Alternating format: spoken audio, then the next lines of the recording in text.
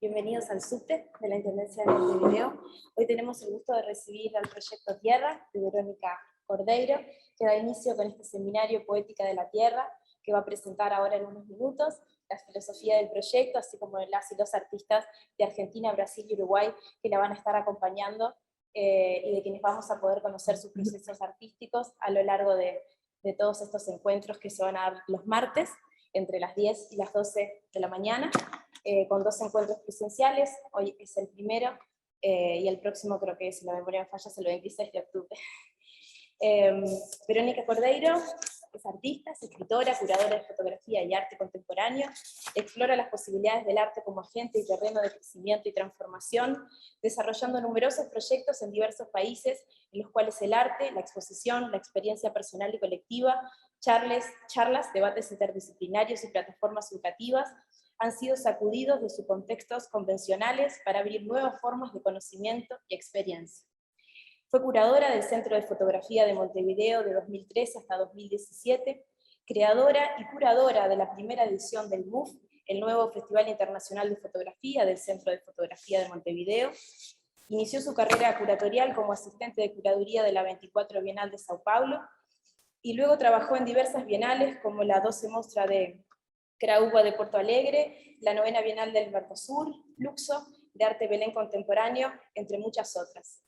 En lo personal y para el Centro de Exposiciones Subte es una gran alegría que este proyecto dé inicio acá, y bueno, que podamos seguir trabajando de acá en más mucho tiempo más. Qué lindo, muchas gracias, Maru.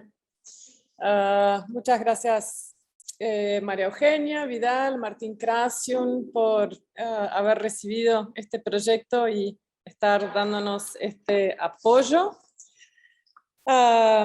Que bueno, cuando estamos comenzando algo nuevo, es especialmente importante contar con apoyos para poder comenzar a concretar algo. Gracias a ustedes por estar acá. Bueno, la idea de esta presentación es que compartir un poco de lo que vengo pensando y desarrollando, y que después podamos tener una charla, un intercambio de ideas, porque justamente el concepto del dar y del recibir, del intercambio de dones, y ahora les voy a explicar un poco más qué es eso, es céntrico en este proyecto de Tierra. Espero que el streaming esté funcionando bien. No sé si de repente está perfecto, genial. Entonces, bueno, arrancamos. Estamos presentando esta plataforma Tierra hoy, un 12 de octubre, día en que se conmemora el encuentro entre el mundo europeo y la pluralidad de las culturas aborígenes de nuestro continente americano. Encuentro que se produjo por primera vez en el año 1492, fecha en que Cristóbal Colón arribó a las costas de América.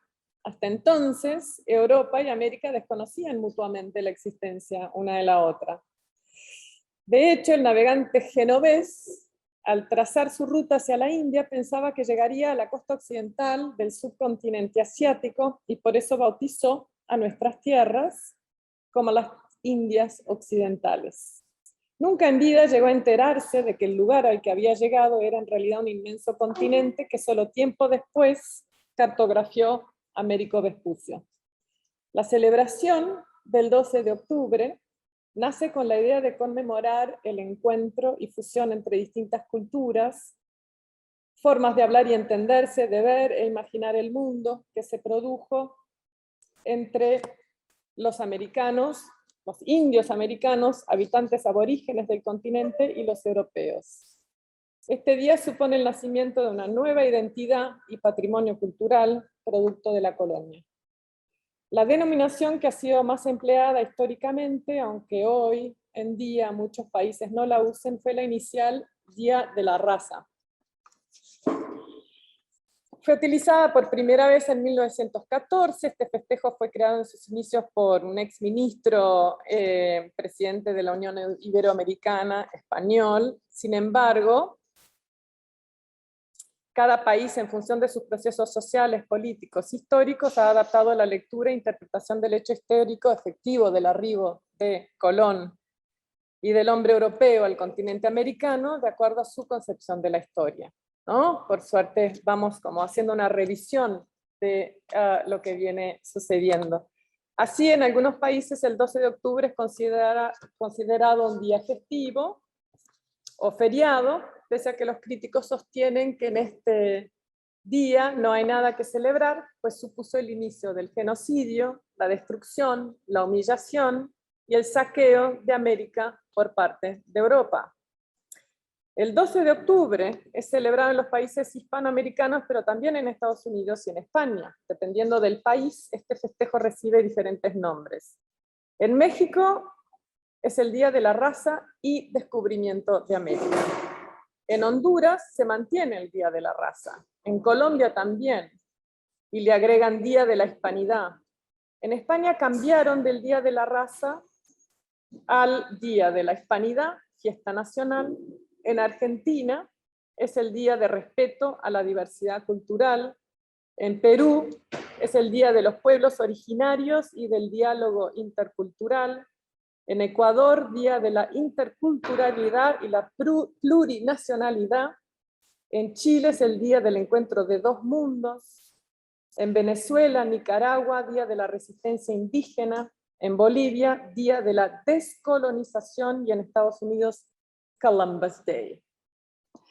Bueno, sabemos evidentemente que en América Latina aún vivimos dentro del paradigma que creó el proceso colonizatorio, pues esta región se destaca por sus inmensos niveles de desigualdad social y económica, violencia y discriminación racial, corrupción, conflicto endémico. América Latina es también una región del mundo riquísima en recursos naturales, por su extensa y variada naturaleza, desde los glaciares del sur a las cordilleras, montañas, los desiertos y la selva amazónica y otras selvas. Y nuestro caos interno no nos está permitiendo unir fuerzas para encontrar las maneras de ponerle un freno a la explotación desmesurada y la consecuente destrucción de estos ecosistemas tan maravillosos. Aunque ahora somos híbrido de todo el proceso colonizatorio, seguimos funcionando como un gran pueblo colonizado. El Amazonas hoy está produciendo menos oxígeno que dióxido de carbono. El Amazonas no es solo el pulmón de Brasil. El Amazonas es el pulmón del mundo. Sin su oxígeno no sobrevivimos. Creo que llegó el momento en que todos debemos pensar seriamente de qué maneras deseamos continuar viviendo, porque la destrucción de nuestro planeta es algo real y es algo muy grave. Producir menos y bailar más. Por ahí podemos comenzar, propuesta del líder indígena y hoy el filósofo más leído y requerido de todo Brasil, Ailton Krenak. Con eso quiere decir pausar la voracidad material y tecnológica de este capitalismo que se pone cada vez más y no menos salvaje. ¿Realmente estamos viendo de qué maneras colonizar Marte para preservar la especie humana? Es decir, total, ya destruimos esta belleza de bola planetaria y como en breve será nada más que un gran basural, nuestro gran basural, veamos qué otra bola puede albergarnos, así poder hacer lo mismo con ella. Por eso Tierra mira este proyecto, mira y se inspira en las culturas indígenas para aprender a vivir mejor un presente consciente y proyectarse hacia un futuro más sano y colaborativo. Quiero comenzar entonces mostrándoles un pequeño documental sobre un artista indígena colombiano que se llama Abel Rodríguez. No sé si alguien ya escuchó hablar de él. percibirán que hay una noción temporal que es clave. A ver, voy a salir de acá y entrar aquí. Percibirán que hay una noción temporal que es clave. Y entonces los invito a entrar en esta temporalidad. Estoy acá cambiando las pantallas que estoy compartiendo con el vivo. Ahí va. Los invito a entrar en esta temporalidad rodriguesiana. Y justamente entonces por algunos minutos y permitir que esa temporalidad de la selva entre en ustedes. Creo que lo primero que tenemos que aprender como humanidad es cómo cambiar radicalmente nuestra relación, de cierta manera histérica, con el tiempo, en todo sentido. Y las respuestas y la guía están siempre en la naturaleza. Como dice mi madre siempre, desde niños nos decía, miren a la naturaleza todo el tiempo, ¿no? Nos criamos en la naturaleza. Y dice, todavía se tardan 9 meses para tener un hijo, ¿no? Esos procesos, en la medida en que nosotros nos vamos como desesperadamente, avasalladamente, corriendo cada vez más rápido como contra el tiempo, como si tuviéramos un tren atrás nuestro, la naturaleza sigue haciendo sus procesos con su propio tiempo. Esta histeria temporífica es nuestra, ¿no? Entonces, bueno, solo tenemos que volver a aprender a observar, a estar, a acompañar. Nos vamos a morir igual, todos. Entonces propongo que esta mañana probemos una leve dilatación del tiempo.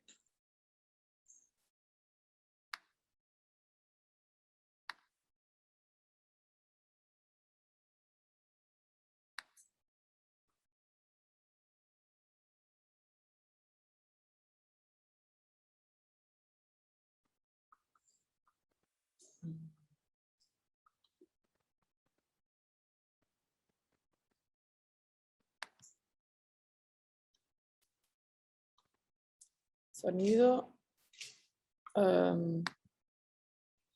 Tenemos un problemita acá con el sonido. A ver. Está conectado con... Sí. Ahí lo subí, pero no está proyectando. Yo soy muy tranquilo con todo. No me preocupo, no me afano. Tenemos un problemita acá con el sonido. Me siento. Ahí lo subí, pero no está proyectando. Yo soy muy tranquilo con todo. No me preocupo, no me afano. Me siento.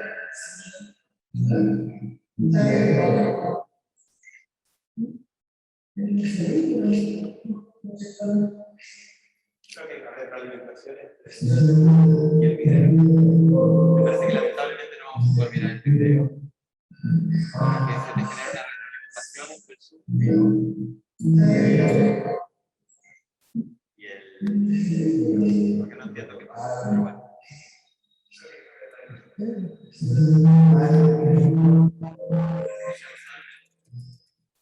Okay. Zoom va a retransmitir lo que tú estás sacando. Bueno. Entonces vamos a seguir.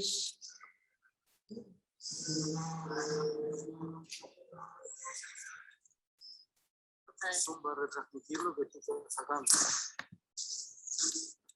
Abrir la presentación. Bueno. ¿Abrir la presentación? Ok. Entonces vamos a seguir.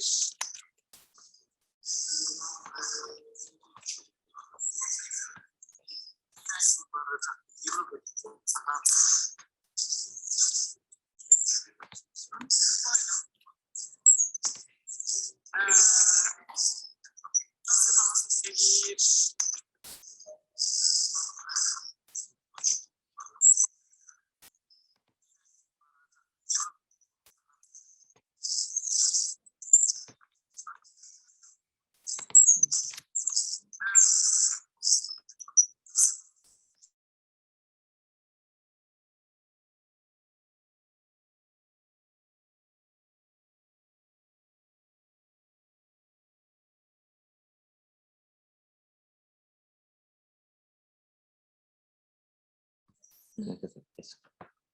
Ok. Bueno, qué lástima. Este video era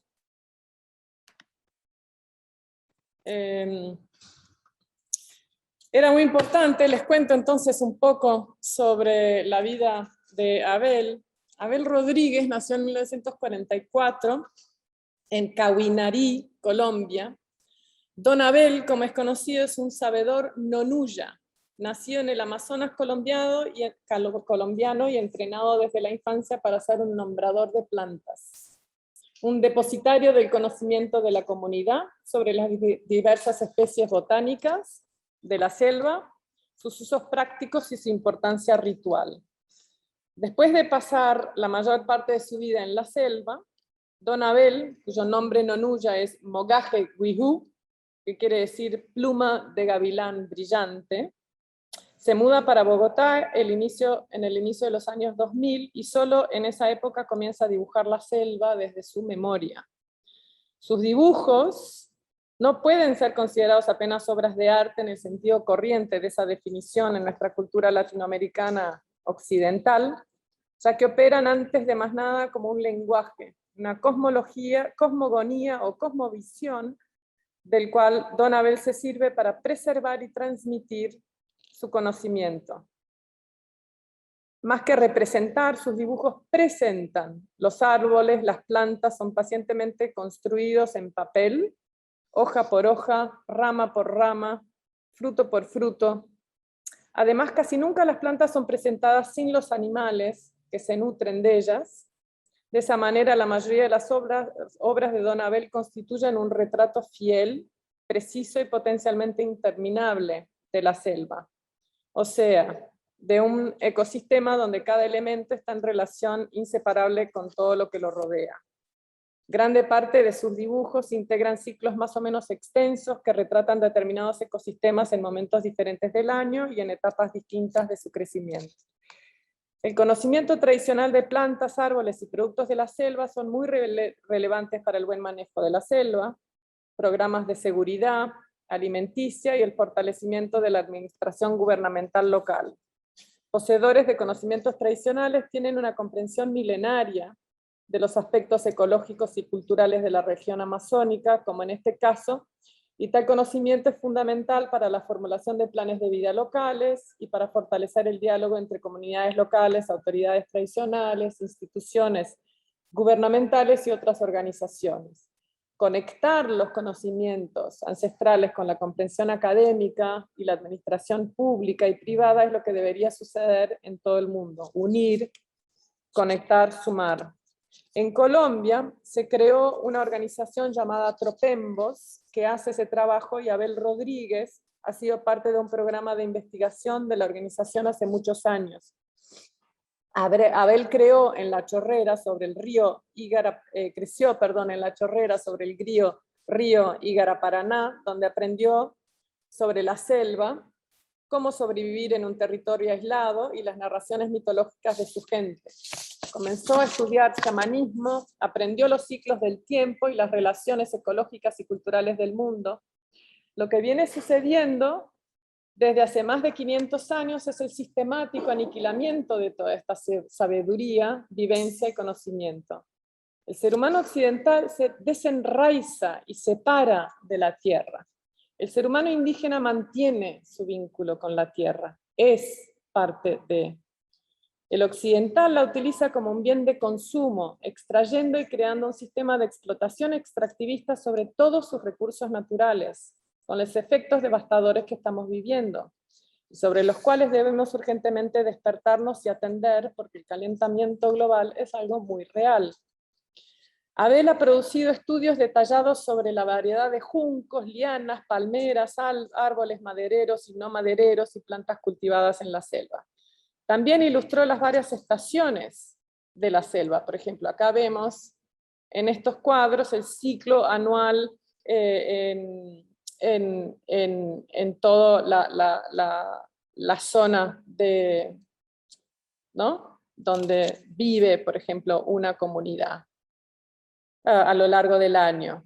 Recientemente ilustró un árbol no existente que narra el origen de la comida para los indígenas del río Caquetá, y publicó este libro, Las plantas cultivadas por la gente de centro en la Amazonia colombiana, que hoy es uno de los principales aportes para el programa de seguridad alimenticia de la organización Tropembos. Los inventarios de la selva de Abel se transformaron en la base para las estrategias de administración local. Constituyen una de las referencias más completas sobre la biodiversidad vegetal de la región y su estacionalidad. Bueno, los resultados de sus dibujos y todo este trabajo que viene haciendo desde su memoria son tan bellos y singulares que Abel ha sido invitada a participar de muchas exposiciones en todo el mundo. Quise comenzar mostrándoles un poco de la obra y vida de este hombre porque contiene la base de este proyecto que estoy llamando Tierra y lanzando públicamente hoy aquí, con algunos problemas técnicos. Solo que mi recorrido es el inverso al de Abel. Abel llega al arte después de vivir una vida inmersa en la naturaleza y comienza a traducir sus conocimientos al papel cuando se tiene que ir de su tierra, porque es invadida por la guerrilla y el narcotráfico. Las organizaciones con las que trabajaba se van, el territorio se pone peligroso y es así que él llega a Bogotá en los años 2000, ya grande, y comienza a dibujar para documentar desde su memoria todo su conocimiento y su vivencia. Tierra arranca desde una vivencia cultural más urbana, occidental, para ir acercándose cada vez más a la tierra madre, en búsqueda de modos de vida y de creación cada vez más sustentables y empáticos. ¿Qué es Tierra?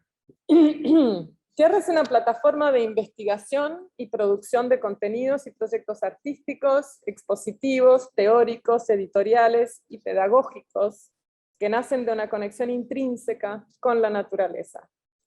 Tierra trabajará en el ámbito de la cultura con diversos artistas, investigadores y creadores con el objetivo de tejer redes interdisciplinarias y apoyar el trabajo artístico que obra tanto en el campo simbólico como en el plano de la realidad tangible, transformable, apostando hacia la creación de una vida cada vez más colaborativa y sustentable. Tierra es el terreno que pisamos, el territorio que construimos y significamos a partir de nuestra manera de situarnos en el mundo. Tierra es nuestra casa, nuestro origen, nuestro cuerpo, nuestra historia y nuestro destino. Tierra es lo que venimos olvidando que somos y el terreno de recursos que venimos explotando desmesuradamente sin devolverle más que desgaste, abuso y basura. Esta plataforma busca crear conciencia hacia la necesidad de revertir el panorama destructivo que amenaza el equilibrio natural de nuestro planeta y por ende de nuestra especie, particularmente inspirada en la obra de muchos artistas en América Latina que están trabajando desde esa conciencia, no desde la representación simbólica apenas, sino llevando sus cuerpos a un encuentro cada vez más natural e íntimo con la naturaleza. Un libro que me viene confirmando el ímpetu y camino de este proyecto es El Buen Vivir, del político y economista ecuatoriano Alberto Acosta. El título, El Buen Vivir, es una traducción del término en quichua, Sumac Causay. En una traducción literal, Sumac Causay significa la vida en plenitud. Y en este libro, Acosta toma el término para desglosar caminos hacia un sueño para todos los seres humanos, inspirado en la comprensión indígena de la vida. Entonces, desde Tierra, un retorno al conocimiento y valorización de nuestra sabiduría ancestral es clave. Y en términos culturales y temporales, veo este retorno como un nuevo inicio, ya que el modo de vida indígena no es el retroceso hacia una vida primitiva, estancada en un tiempo pasado, pretecnológico, preindustrial. Esa concepción, que la tenía Colón 500 años atrás, que se cristalizó en el siglo XIX y que la seguimos sosteniendo, es totalmente equivocada. Ese tiempo es un tiempo actual que siempre estuvo y que aún resiste a su sistemático aniquilamiento por una cultura que no ha sabido instaurar modos de vida plurales, respetuosos y complementarios. Por eso titulo esta conferencia hoy, Sí, obrar desde la utopía. Si en el plano real, material, político y económico del mundo, proponer un cambio radical de nuestros hábitos ante la vida y nuestro planeta es un proyecto utópico, entonces probemos obrar esta utopía tan urgente desde el arte. Porque el ámbito de la cultura es el lugar desde donde pausar para observar y reflexionar críticamente sobre la vida y producir desde esa conciencia para darle visibilidad a lo que estamos viviendo y proponer alternativas. Pero si desde el arte también seguimos alimentando la máquina voraz que destruye el planeta, impulsados por los atractivos del mercado de entretenimiento, cada vez más inconsecuente y materialista, no sé si tiene sentido que nos consideremos actores culturales. Bueno, el buen vivir.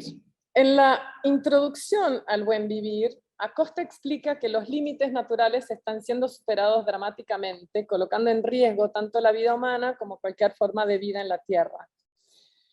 La especulación transborda la producción y ambas ahogan la capacidad de resiliencia desde el planeta, ¿no? Entonces se hace un tema urgente de detener la mercantilización de la vida y sobre todo de la naturaleza. Tenemos que reencontrarnos en ella, asegurando su capacidad de regeneración basada en el respeto, en la relacionalidad y en la reciprocidad. Nadie duda que este desafío es extremadamente complejo, pero si, en sus palabras, figurativamente, hacemos un poco de silencio y escuchamos con atención, podemos oír la respiración del futuro cada vez más intensa. En este mundo, donde prima el mal vivir, nuevas y viejas formas de vida permiten anticipar la construcción de nuevas utopías o el fortalecimiento de utopías ya existentes y ancestrales. Es justamente de esto que trata el libro de Acosta, de utopías presentes en comunidades en diversas regiones de nuestra América y también fuera de ella. El significado del buen vivir es vivir en aprendizaje y convivencia con la naturaleza, haciéndonos reconocer que somos parte de ella y que no podemos continuar viviendo aparte de los demás seres del planeta. El punto clave es que la naturaleza no está acá para servirnos, hasta porque nosotros humanos somos parte de ella, y siendo naturaleza, cuando nos desconectamos de ella y la hacemos mal, nos estamos haciendo mal a nosotros mismos. La pandemia no podría habernos dejado eso más claro. Bueno, hay como muchas obras literarias, filosóficas, que me vienen acompañando hace muchos años y que al crear este proyecto se me caen así de las estantes como diciéndome, estuvimos contigo todo este tiempo porque realmente estamos acá para integrar y para, como de cierta manera, consolidar este camino, ¿no? Entonces otra obra que está muy presente en el punto de partida, en la base, en la esencia de Tierra, es el ensayo sobre el don de Marcel Mauss, un sociólogo francés. Este ensayo fue publicado en 1925 y se enfoca en la manera en que el intercambio de objetos entre grupos construye las relaciones entre los seres humanos. Él analiza las prácticas económicas de sociedades arcaicas y encuentra que tienen en común, y como práctica central, el intercambio recíproco. No sé si alguien conoce este pequeño ensayo, Le Don, el don, ¿no? Mauss muestra que sistemas antiguos de intercambio se centran en torno de las obligaciones de dar y recibir, pero más importante, de reciprocar, de corresponder. Ocurren entre grupos, entre individuos y constituyen parte crucial del fenómeno total que trabajan para construir no solamente riqueza, su sistema de economía, y constituyen parte crucial del riqueza y alianzas marcadas por deseos económicos, sino por la solidaridad social, porque el don permea todos los aspectos de la sociedad. Cuando se refiere al don, está hablando justamente de algo que quería mucho retomar, traer aquí, que es lo que acompaña la transferencia de un objeto, de un artefacto. Entonces, el don es un obsequio que se le va a entregar a otra persona o a otro grupo, y ese obsequio, ese artefacto, esa cosa material, está imbuida de las intenciones que el donador le está pasando, ¿no?, a la persona que recibe ese obsequio. Entonces, por eso se llama el don, porque estás transfiriendo parte de tus dones, de tus afectos, de tus deseos, de bienestar, de coraje, de protección, ¿no?, al otro grupo, a la otra persona.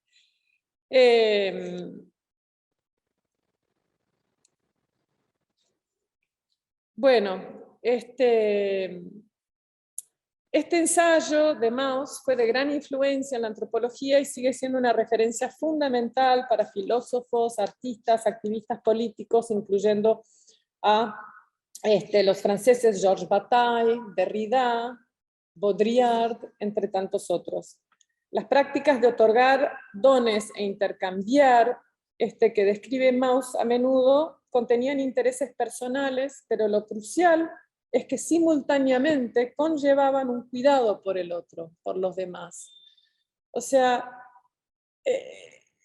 en la esencia de una vida que está conectada con otra temporalidad y sin una relación totalmente como explotativa con la naturaleza, se percibe que hay una capacidad de convivir con las distintas capas y dimensiones de actividad interna y externa del ser. Entonces, en este sistema de intercambio de dones que Mauss identificó en muchas regiones del mundo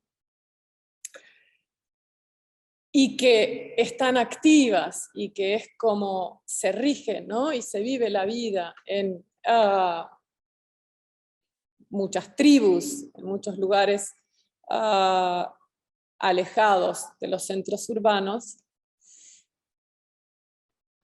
hay una convivencia entre un deseo que tengo de interés personal que convive con una observación y respeto por las necesidades del otro y de lo colectivo. A eso me refiero, que mis intereses y necesidades y deseos personales no van a extrapolar y anular el bienestar del otro, ¿no? Entonces hay como un modo de vida fluido y que mantiene un sistema de armonía, ¿no?, en la convivencia de lo colectivo.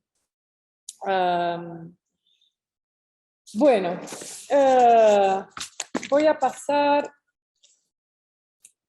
Bueno, y desde el arte hay 3 obras, autores que me vienen acompañando también en distintos proyectos, como Procesual, que fue un laboratorio de procesos de creación que mantuve durante 4 años y que retomaré el año que viene, y Curaduría en Contexto, y que están muy presentes en Tierra también, y de los que, bueno, voy a hablar ahora en un rato, que son John Dewey, en su libro Art as Experience, es un libro también de 1930 y poquitos.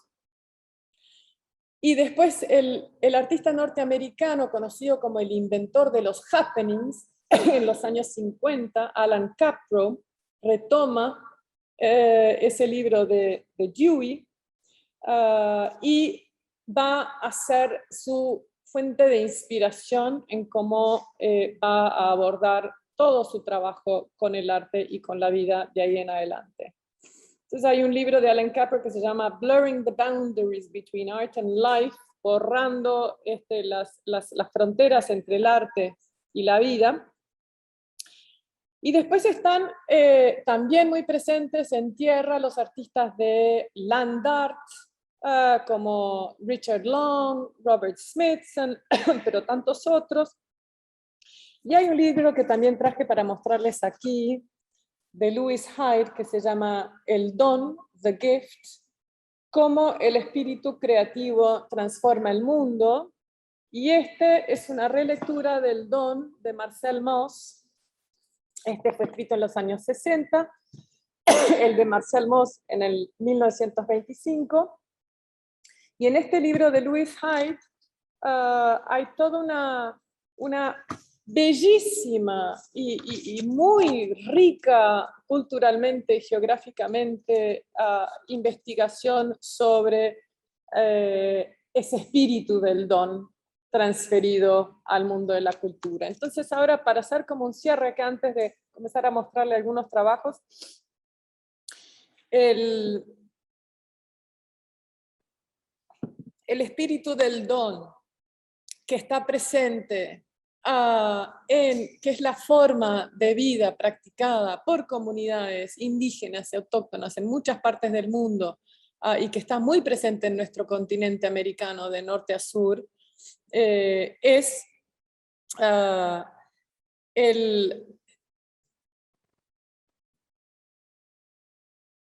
la base que estoy llamando utópica para potenciar y activar desde ese lugar nuestra relación con el arte y la cultura. Ya que a nivel político y económico, ver un cambio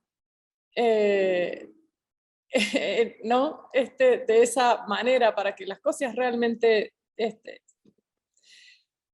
se puedan transformar sería quizás casi imposible. Entonces obremos desde la cultura, que es el campo que siempre fue, como Mário Pedrosa, el politólogo y crítico cultural brasilero, dijo, la plataforma experimental para la libertad. Entonces experimentemos de ahí, generando visibilidad y llevando nuestros cuerpos a ese lugar para ir transformándonos nosotros mismos, y así de a poquito eso se va replicando.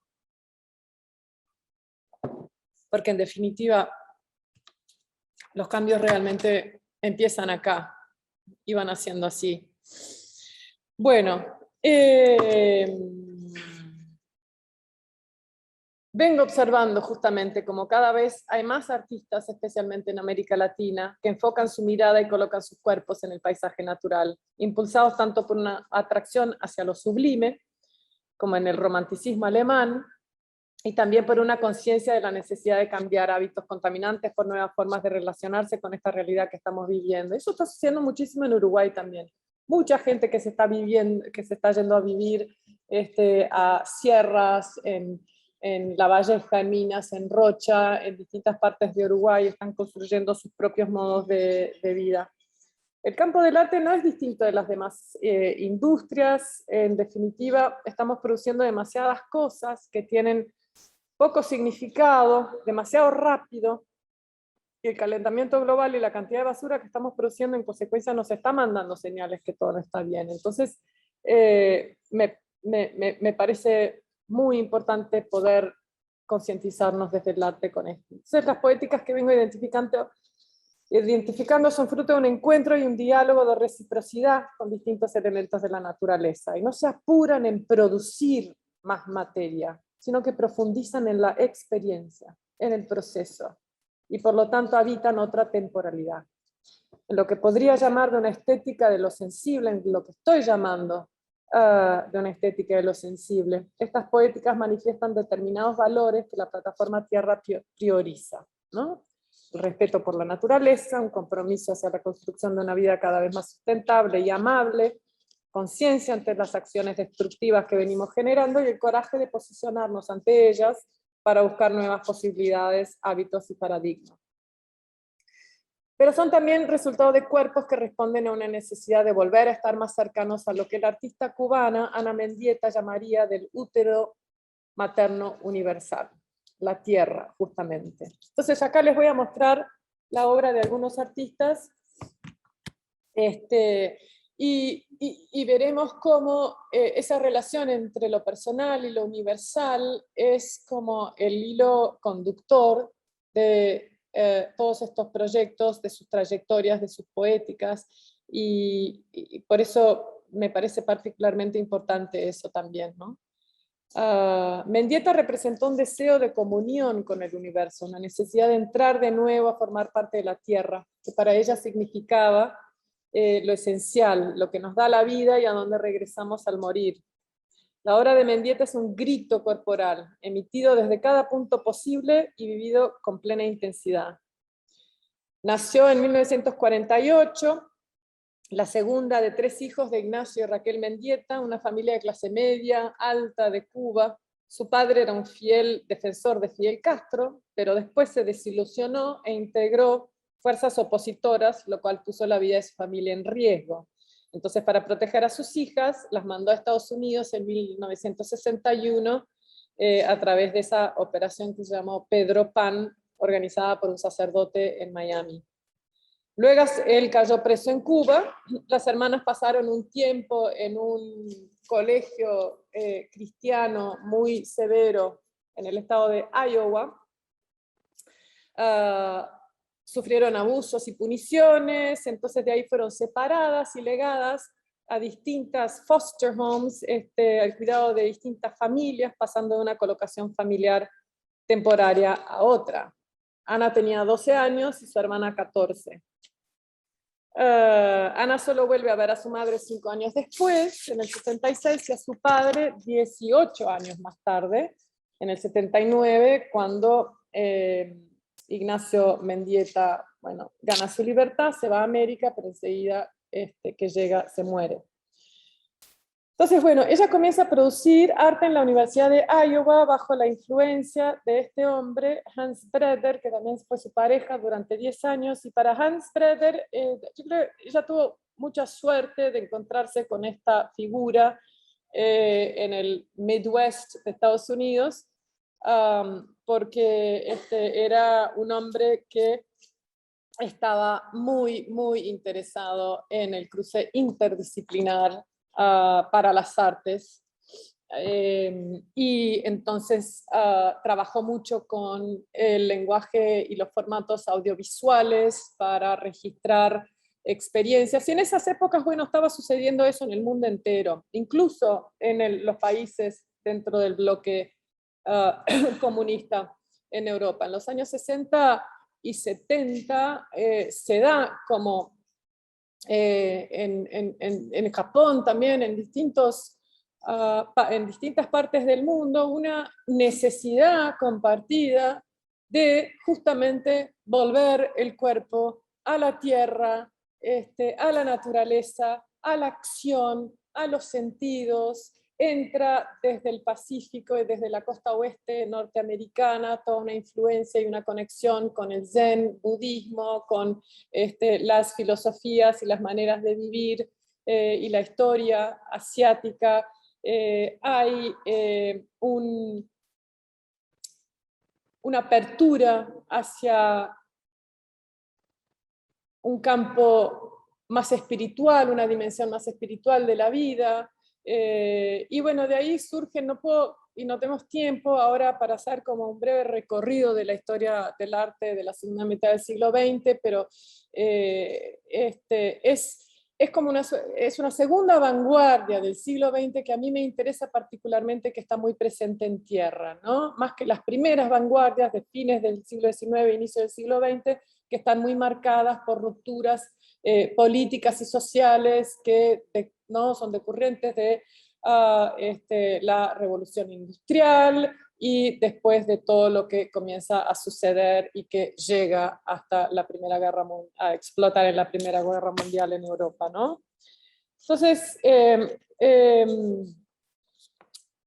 acá, bueno, Hans Breder, su profesor en Iowa, lleva a dar clases y charlas a artistas como Alan Caprow,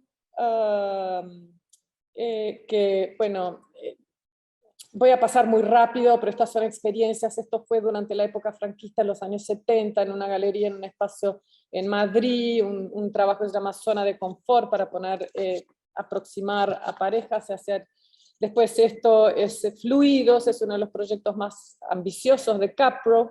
Este consistía en reunir grupos en diferentes localidades en Pasadena, en California, y crear grandes estructuras de hielo. El mensaje que Caprow quería transmitir era la naturaleza obsoleta del trabajo humano y hacer una crítica al capitalismo. Después también llevó a Yves Klein. Acá está en su Salto al vacío, una de las fotos como más icónicas de la segunda mitad del siglo XX. Es un fotomontaje. Y Ana Mendieta entonces, desde muy joven, tuvo ¿no? un acceso, un contacto con estas figuras que eran radicales y que eran abiertas y que también eran empáticas, eran politizadas y estaban como viviendo esa noción de Mario Pedrosa del arte como una plataforma experimental para la libertad, ¿no? Estaban realmente sintiendo, poniendo sus cuerpos en ese lugar. Después, en el 71, Ana Mendieta viaja a México y comienza a darse cuenta de la importancia que tiene para ella la sensación de encontrarse cerca de la fuente, ¿no? Desde ahí va profundizando su búsqueda de un ser unificado, y es siempre en la naturaleza que ella encuentra ese acercamiento hacia un sentido de pertenencia universal, existencial, que le alivia la ruptura que sufre en su adolescencia. Y esta es parte de su serie más conocida, que se llama Siluetas, que comienza en el 75 cuando ella vuelve de México. En sus siluetas ella dejaba impresiones en su cuerpo, de su cuerpo en la tierra, creó siluetas en piedras, hojas, ramas, flores, madera, y a veces, como ven acá, en fuego también. Esta acción fue muy impresionante porque en el video, no estoy pudiendo mostrar videos por el live streaming, se solapan. Este fuego se va apagando y la última llama, cuando ya se apagó, todo el cuerpo está en el corazón. La última llama en apagarse es la que está ubicada en la parte del corazón de esa silueta. Es como, bueno, y ella dice, mi arte está firmado en la creencia de una única energía universal que corre a través de todo, del insecto al hombre, del hombre al espectro, del espectro a la planta, de la planta a la galaxia. Su cuerpo era su arte y ella lo situaba en la tierra, ¿no? Al hacerlo buscaba afirmarse ahí, pero también reconectarse con la tierra en la que se encontraba, aunque no fuese Cuba. Acá, acá a la izquierda, esta imagen es como una isla que ella hace, es su última silueta, y ahí ella ubica la entrada y salida del agua en las dos extremidades del cuerpo para hacer fluir y pasar y conectar sus dos países, Cuba y Estados Unidos. Bueno,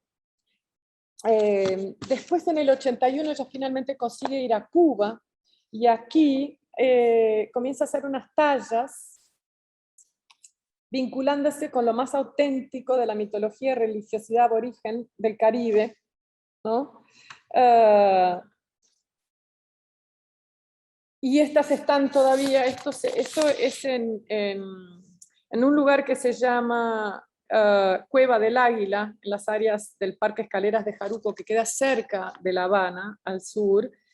Y aquí ella empieza a hacer como unas obras rupestres, ¿no? Es como si sintiera esa necesidad realmente de conectar con algo muy ancestral.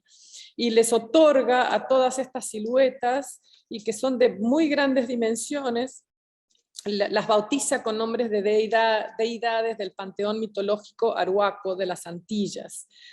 Y bueno, y ahí ella también está como muy acompañada por la obra de un cubano-americano, que fue la principal fuente de inspiración de ella, que es el libro Mitología y Artes Prehispánicas de las Antillas, de José Juan Arrón, que también daba clases, también era exiliado en los Estados Unidos y lo conoció allá.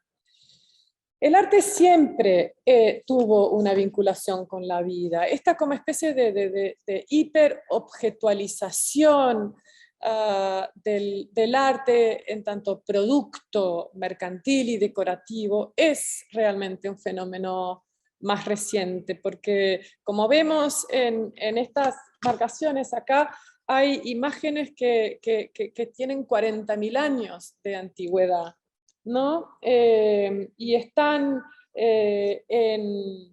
este arte rupestre está en Europa, en Indonesia, en Australia, en India, en distintas partes de África y en Sudamérica. Y todos tienen miles y miles y decenas de miles de años de antigüedad.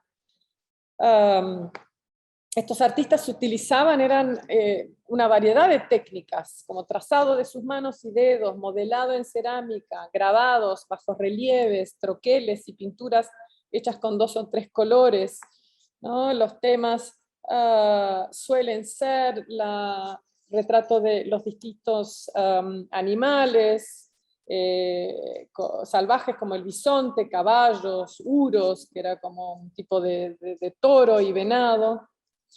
Y entre las teorías acerca de las interpretaciones de estas pinturas rupestres se encuentra el elemento de la magia de la casa. La fuerza expresiva de estas pinturas representaría el poder de la anticipación, la imaginación del porvenir.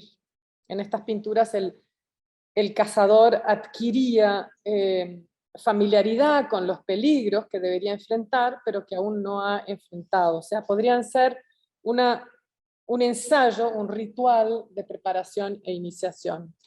Otra teoría dice que las pinturas estarían hechas por chamanes paleolíticos.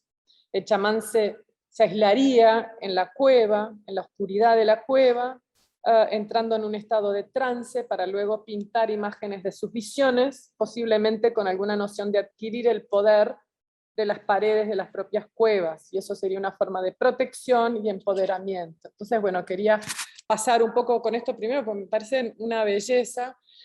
Segundo, para mostrar que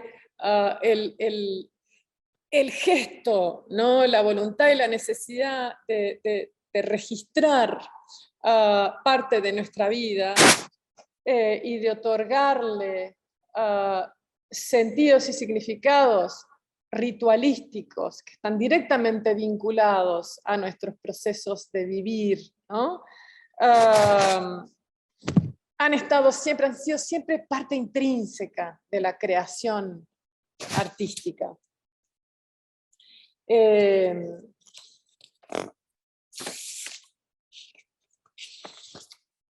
Voy a pasar un poco a la obra de Brígida Baltar, que es una artista carioca, que ha realizado desde el inicio de la década del 90 trabajos y acciones basados en delicados gestos poéticos, volcados hacia la captura de materialidades fugaces y la investigación de las relaciones entre casa, cuerpo y paisaje. El audiovisual surge como un medio capaz de perpetuar y desdoblar sus performances y es también vehículo de investigación de fenómenos transitorios en sí. Durante casi 10 años, Brígida coleccionó materiales de la vida doméstica, como el agua que escurre de goteos del techo o el polvo marrón rojizo de los ladrillos de barro de las paredes. Sus acciones caseras se fueron expandiendo hacia el espacio de la calle, originando obras como la serie Colectas, bueno, que ahí es la que tenía antes, la captura, el rocío y el agua del mar evaporado, dedicándose a la tarea imposible de captar lo intangible. Y su producción reciente presenta una depuración de las cuestiones investigadas anteriormente del polvo de ladrillos, resultan dibujos de montañas y bosques de Río de Janeiro, como vemos acá, que conectan su trabajo pasado con el actual, y ahora también viene haciendo bordados, trabajando con su cuerpo y su propia biografía.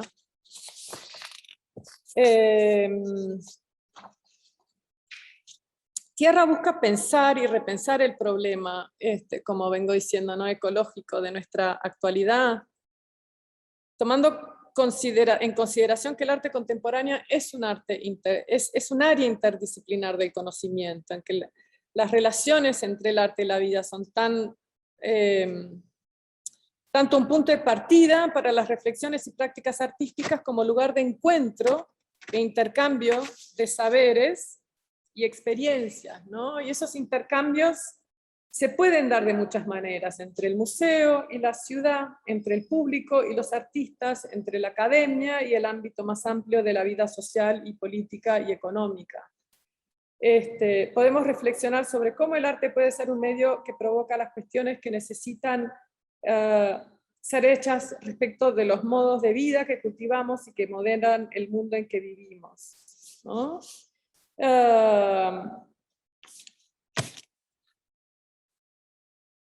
Les voy mostrando un par más de ejemplos de artistas que vienen trabajando de esa manera y con esas conexiones entre lo ancestral, lo natural, lo autobiográfico, lo corporal y lo colectivo.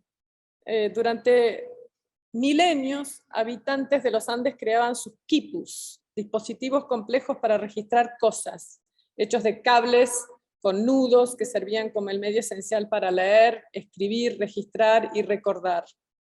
La artista y poeta chilena Cecilia Vicuña ha dedicado una gran parte de su práctica artística a estudiar, interpretar y reactivar el quipus, que fueron banidos por los españoles durante la colonización de América del Sur. A partir de su herencia indígena, Cecilia analiza este modo de comunicación sensorial y antiguo en instalaciones inmersivas y participatorias.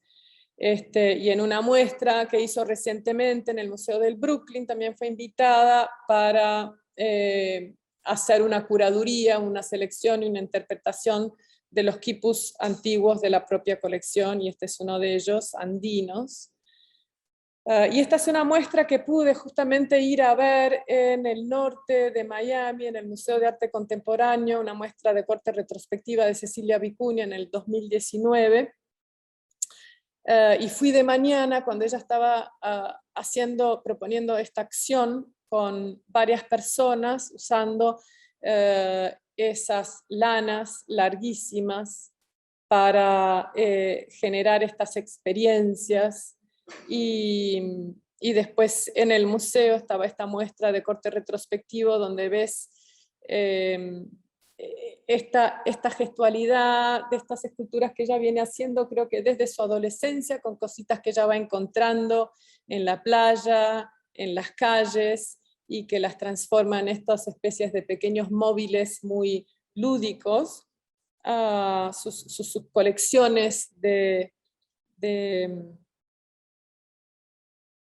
efemérides y de restos, ¿no?, que va encontrando por ahí y que los va haciendo bailar. Y lo que me pareció muy interesante es lo que sentí que me sucedía a nivel sensorial y corporal cuando estaba visitando esta muestra. Porque aquí, con estos objetos, sentías realmente la delicadeza, ¿no?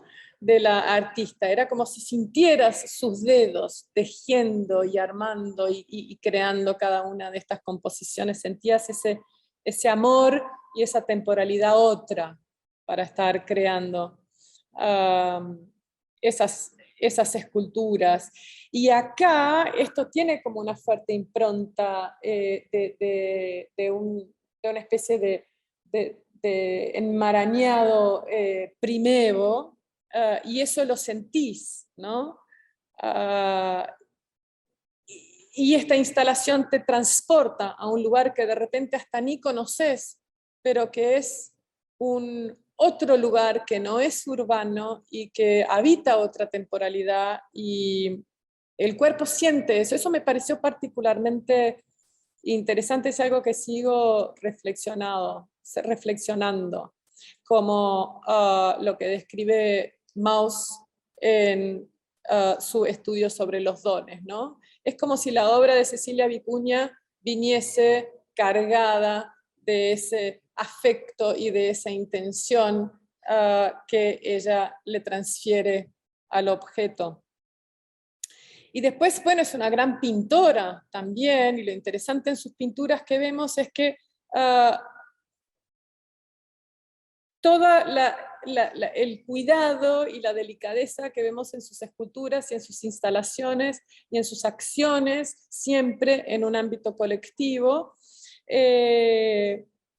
no es lo que vemos en sus pinturas, donde ahí, en un lugar de representación pictórica sobre un plano bidimensional, ella vuelca a una construcción narrativa más intelectual, donde saca como enojos, ¿no? También. Y eso me pareció particularmente interesante. Hay una poética en lo escultórico y hay otra completamente distinta en lo pictórico y plano.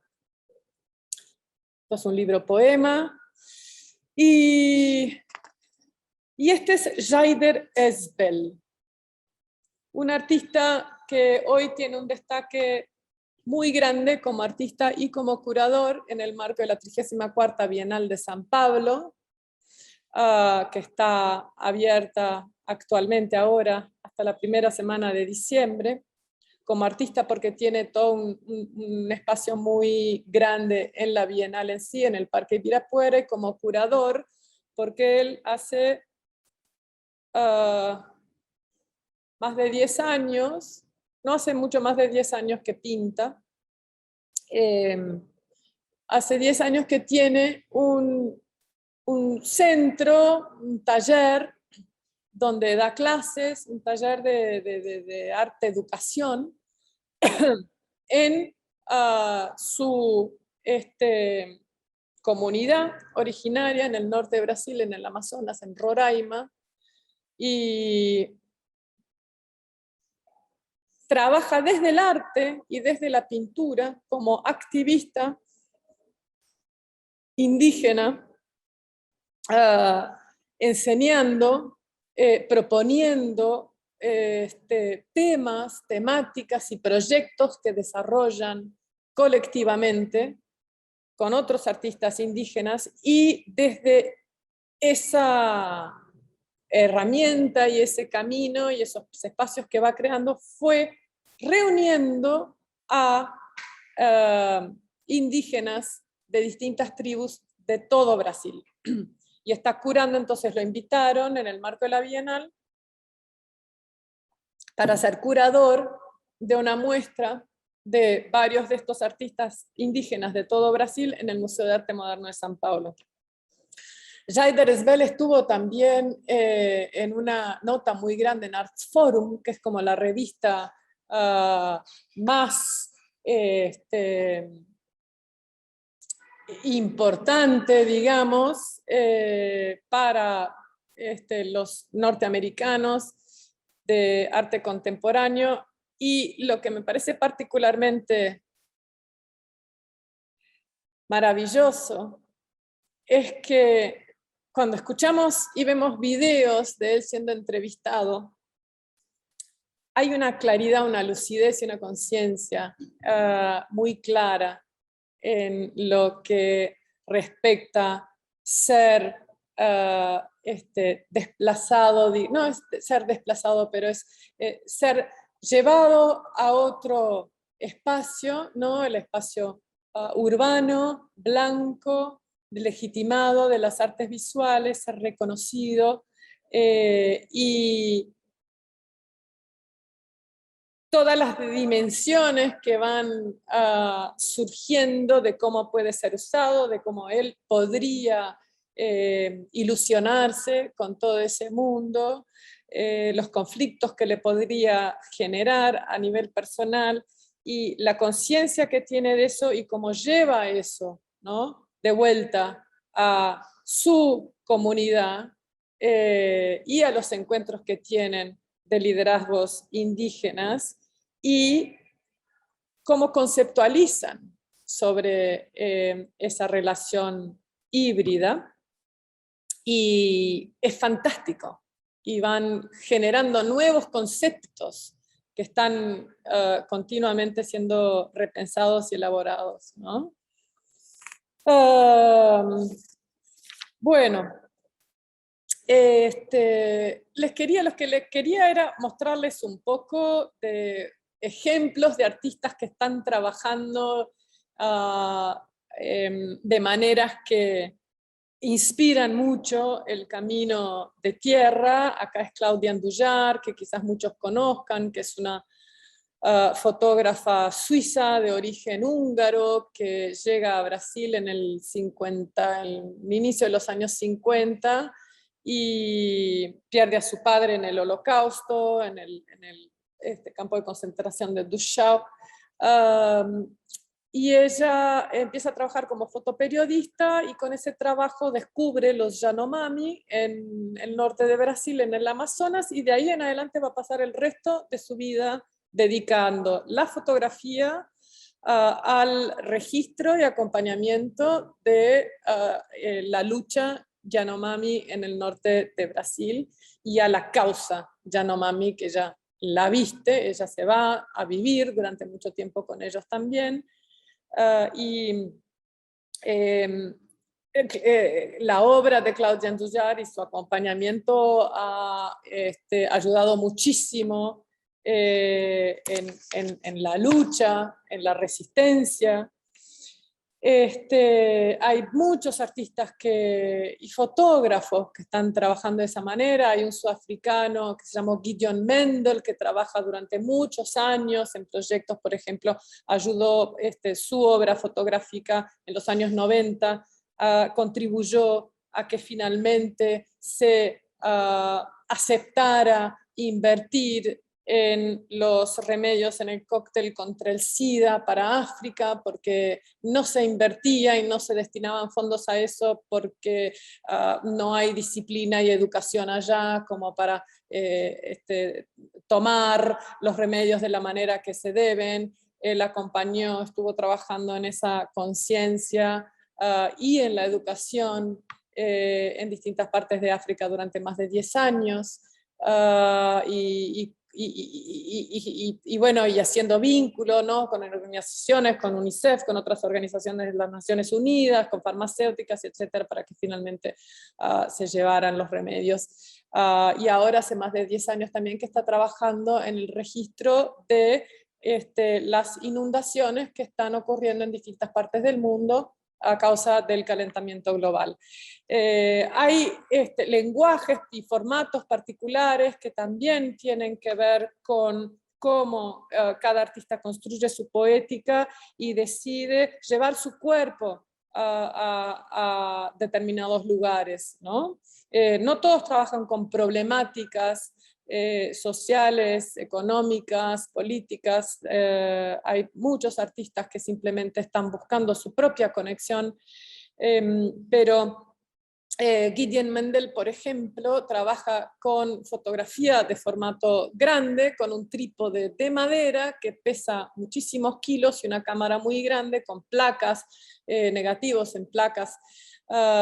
Y eso, él eligió ese formato para ir registrando estas inundaciones en distintas partes del mundo. Entonces él tiene que caminar con todo ese equipo arriba de sus hombros para ir atravesando las aguas y fotografiar a las distintas familias y sobrevivientes en frente de sus casas que ya están con el agua por encima de las puertas y las ventanas.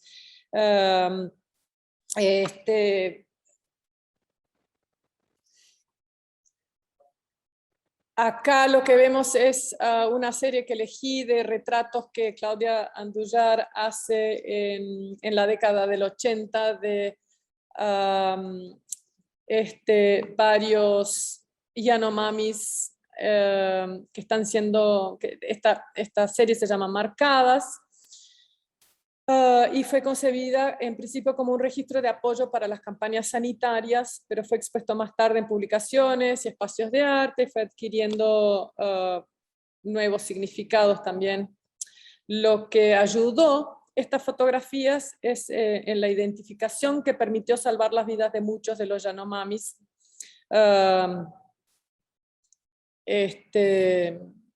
porque había un registro visual de toda esta comunidad. Son más de 80 retratos y no sé cuántos hizo en total. Bueno, casi 2 años de pandemia global nos posibilitó, yo creo, ¿no?, percibir con mayor detenimiento lo que estamos haciendo con nuestra propia tierra. Y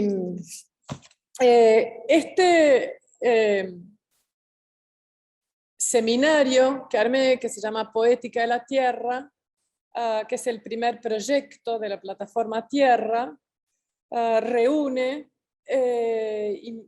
a 6 artistas de Uruguay, de Argentina y de Brasil, jóvenes que están trabajando con un vínculo muy fuerte con la tierra. Y son, ahora tengo que volver a, bueno, son Margarita García Faure, argentina, que va a presentar sus procesos de creación el próximo martes a las 10 de la mañana por Zoom. Ciro Jaumandreu, que está acá, artista uruguayo, que presenta el 26 de octubre. Pedro David, que es un artista, fotógrafo brasilero, que se fue yendo cada vez más hacia la naturaleza y hoy vive en el medio de la selva en Minas Gerais. También trabaja con fotografía analógica en formatos medio y grande. Andrés Boero Madrid, que tiene la residencia Batelón, uruguayo, que vive en Villa Soriano, en el oeste de Uruguay, y que es un caminante rural, y viene trabajando también con las ausencias de la historia indígena uruguaya y con el paisaje, y ha desarrollado una poética realmente como muy sensible y muy inmersa en la naturaleza. Y también invité a Teresa Pereda, que va a presentar su trabajo el 16 de noviembre. Teresa es como también es más grande quizás que estos otros artistas, es una madrina de tierra, es una artista que tiene un profundo conocimiento de toda la historia indígena de todo el territorio argentino y viene trabajando mucho con la tierra misma en sí, elemento tierra. Tiene unos dibujos que hace con aguas de tierra, hace muchos encuentros con distintas comunidades indígenas en todas partes de Argentina, vive en las afueras de Buenos Aires, en la naturaleza hace mucho tiempo. Y después la última en presentar sus procesos va a ser la artista brasilera Camila Sposacci, que comienza trabajando con humo y con fuego, generando intervenciones en el espacio urbano, en San Paulo y distintas ciudades, como alarmas de distintos colores, y después empieza a trabajar cada vez más con el cuerpo, y eso la lleva a la tierra, a trabajar con el teatro, a construir un gran teatro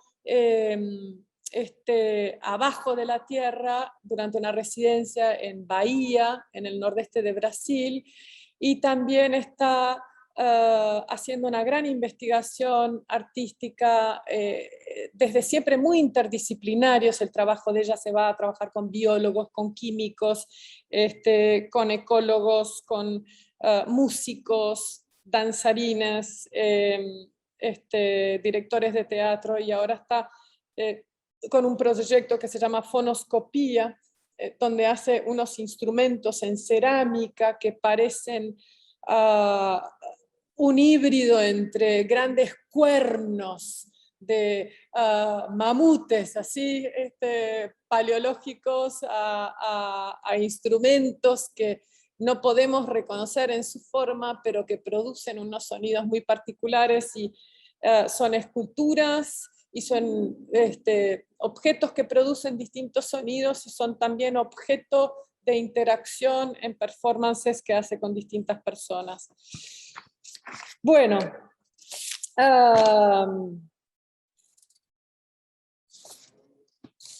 ¿qué es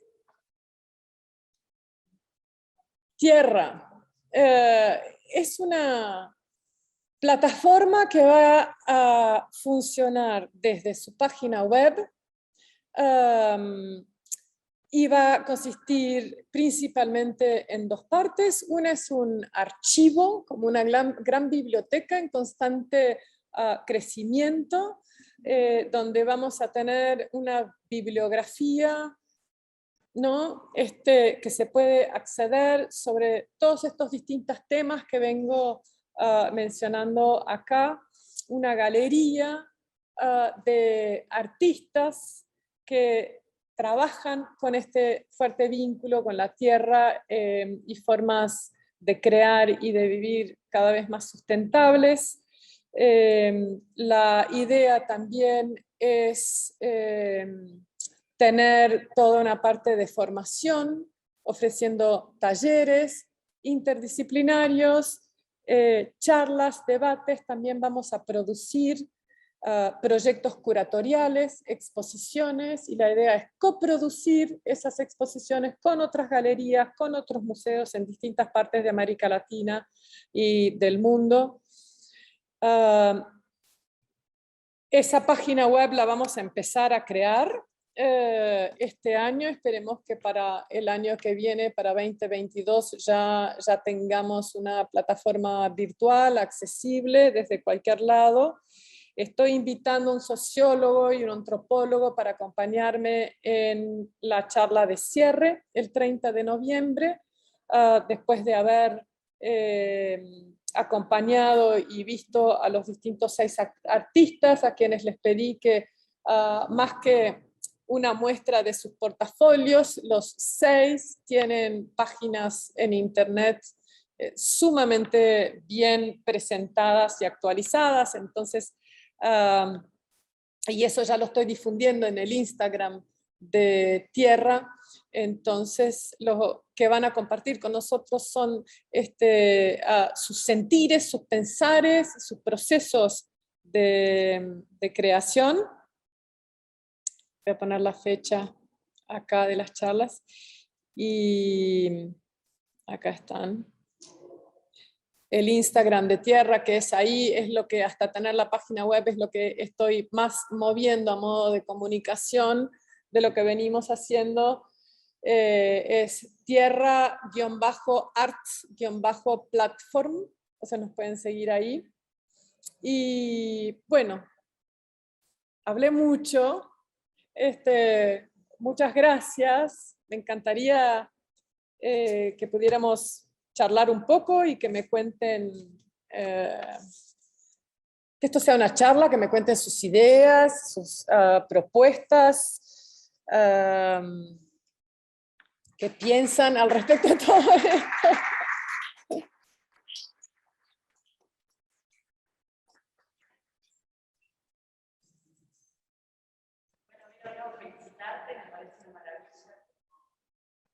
sueca, toda la transición que estoy pensando. Y también me gusta mucho ver también investigaciones artísticas personales, que también fueron derivadas de esta ruta, que me parece que también estas instituciones de investigación artística, digamos, de interés de desarrollar esa plataforma, donde vas a profundizar en eso seguramente, pero también como abrir puertas para buscar y compartir el trabajo de los artistas que están investigando esta área, que es tan importante también para como decimos, para todos. O sea, creo que reconectar con la tierra, con la salud que están nuevos, que son artistas a través de estos eventos, estas charlas que ayudan a eso. Estas presentaciones con ganas de ver todo lo que va a ir sucediendo según esta plataforma que seguro va a crecer mucho. Temas de mucho interés, muy urgente, muy necesario, sumamente también,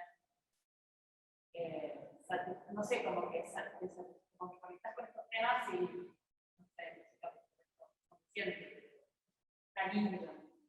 Ah, qué lindo, que se sienta eso, qué bueno. En determinado momento pensé, voy a deprimir a todo el mundo hablando del estado de la situación del mundo hoy. Pero bueno, hoy es muy simbólico, ¿no? Que estamos inaugurando esto el 12 de octubre, entonces era importante también traer a la mesa una conciencia sobre nuestra historia, nuestro pasado. Estamos acá gracias a la colonización, si no, ninguno de nosotros existiría y estaría acá. Pero es desde ese hibridismo, desde eso, ese estar en cuerpos que destruyeron, pero que hoy habitan este lugar, que pueden volver a un pasado que está presente, que es más amoroso, que se intentó, ¿no?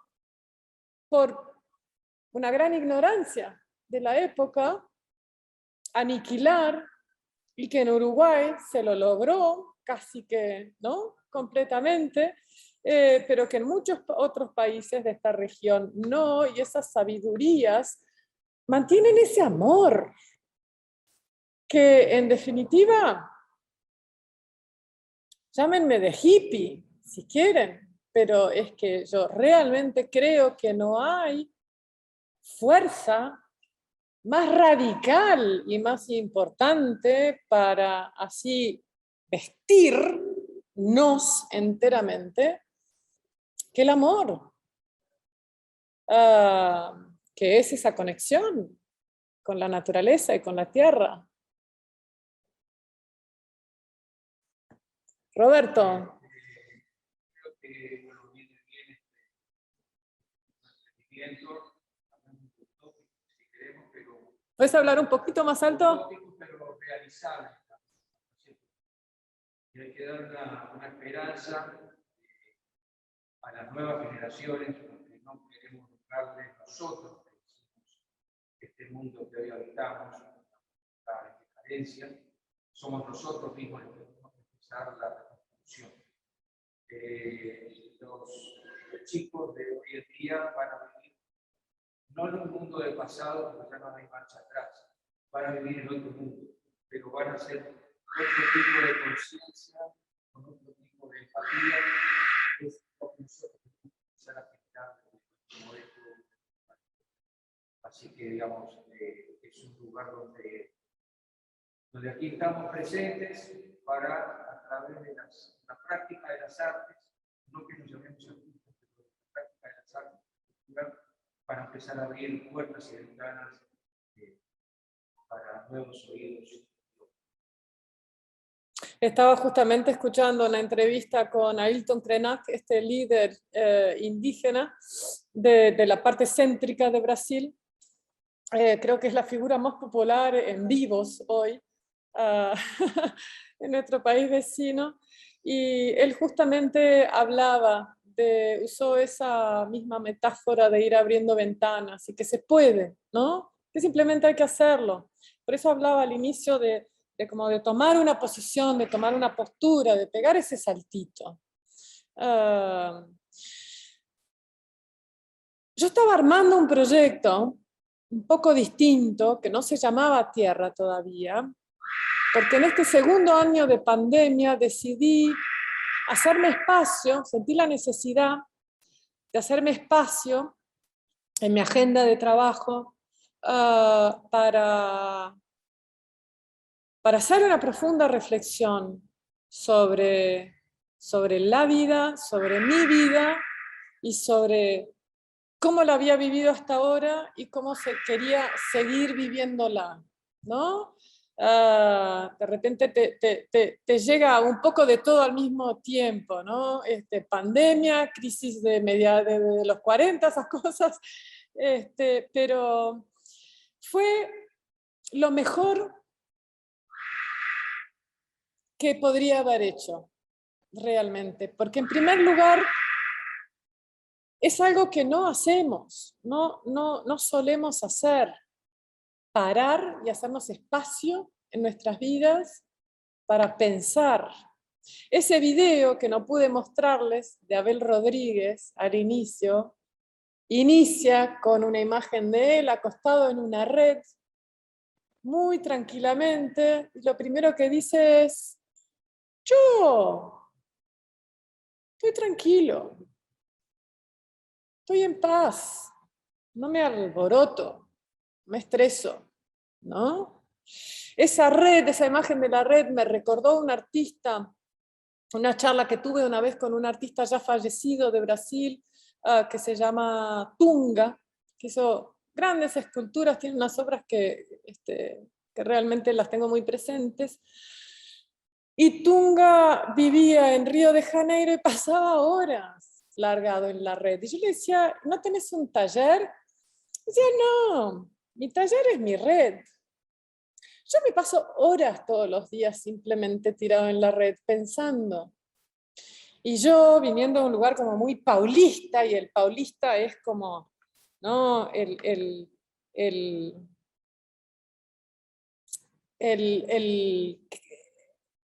habitante brasilero más apresurado, más ordenado, más occidental de Brasil. Me acuerdo que cuando empecé a ir a Río y empecé a visitar talleres de distintos artistas, Jarbas Lopes, que vive en el interior, en Maricá, en una chacra, y haber estado con Tunga, pensé, claro, Río tiene esa historia, ¿no?, de haber sido capital, tiene toda una cosa como muy glamurosa y también un legado francés y más aristocrático, pero en realidad Río es la jungla, y es el estar tirado en la red pensando, y el artista carioca es un artista que está muy en contacto con la naturaleza y con esa otra temporalidad. Entonces, bueno, me tomé este año para pensar, hice algunos proyectos, pero quise habitar otra temporalidad para tener ese espacio para reflexionar. Y un día mis hijos quisieron venir, hoy están faltando el colegio, pues quisieron venir, pues me vienen acompañando en esto, y venimos hablando de estos temas, ¿no? Alex Elías mucho. Y un día, hace unos meses atrás, viene Alex del colegio y me dice: mamá,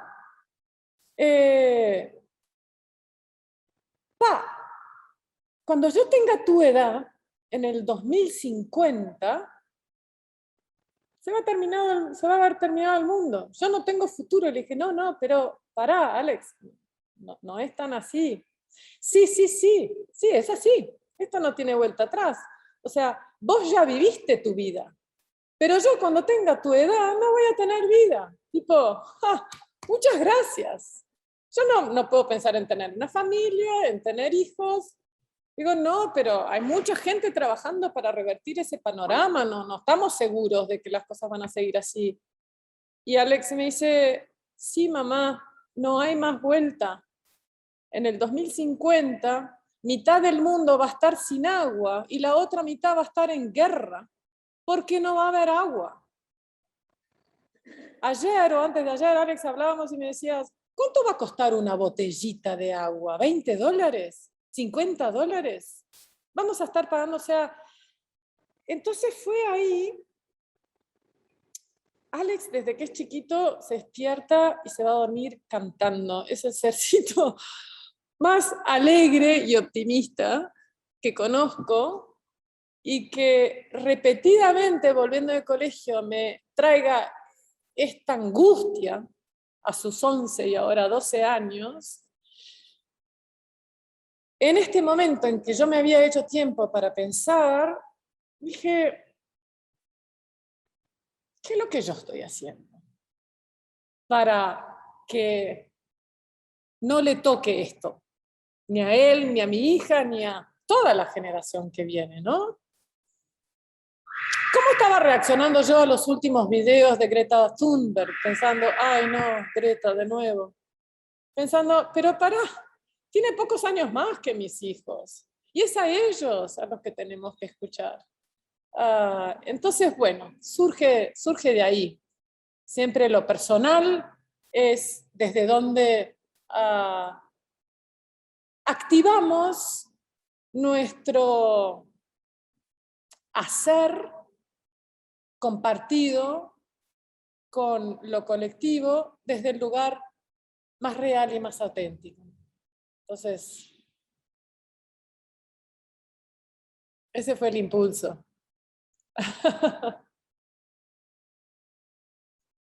Gracias por venir.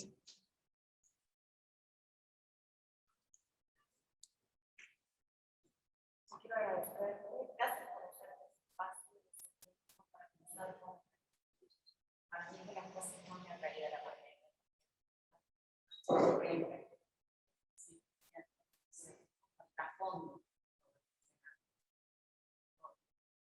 Y agradecerte por esta invitación que nos hacemos este espacio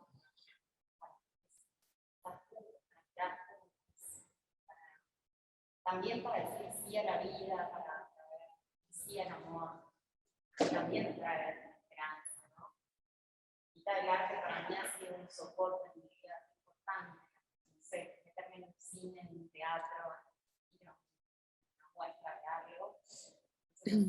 Agradezco esta construcción interdisciplinar, creo que la salida es integral, integrando nuestros saberes, integrando nuestras prácticas, ayudarnos para podernos sentir una realidad diferente, ¿no? Así que agradecerte mucho. Y ese tiempo así tecnológico, ¿no? Partiendo del cronos y de la velocidad y de la premura que tiene, laurándose también. Así que gracias por escucharme. Qué lindo, me alegro un montón. Mis anhelos, preocupaciones y preocupaciones como tía, los hijos, pero sí me preocupa en las generaciones que vienen. Que te agradezco mucho. Es muy importante. Sí. Siento que era muy importante. Y así honrar en este día, siento que es una gran ofrenda. Qué lindo. Bueno, gracias. Bueno, muchas gracias a todos por estar. No sé muy bien cómo, ahí va, frenar esto porque estamos también con